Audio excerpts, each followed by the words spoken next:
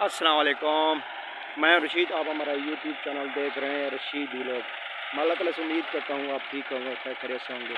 यार तो देखें, ये जो है कमान की फसल को जो हल लगा रहे हैं, और ये आपको मालूमात मैं देता हूँ कि ये जो है हल लगाने से जो है ये जल्दी फसल तैयार होती है, और जो ये घास वगैरह है और ये बहुत हो जाता है, और इस वजह से जो है ना ये कमान को ज़्यादा घास होने नहीं देती।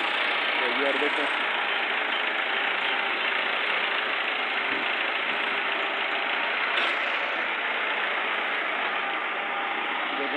क्या जड़ से उखेड़ रहा है इसको, और कमान की फसल जो है अच्छी होगी।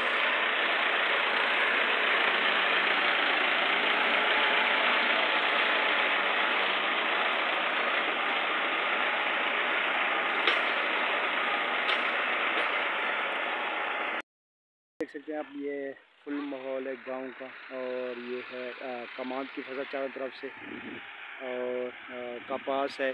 इसी तरह हमारे इलाके में कपास वगैरह और जैसे मकई हो गई वो सामने खड़ी है, और जो है बहुत सारे जो है यहाँ अनाज होते हैं, और जैसे कि कमान की फसल हो गई, और जो है कि देखो वो मकई भी है। वीआईपी माहौल है। वीडियो अच्छी लगे तो लाइक करना।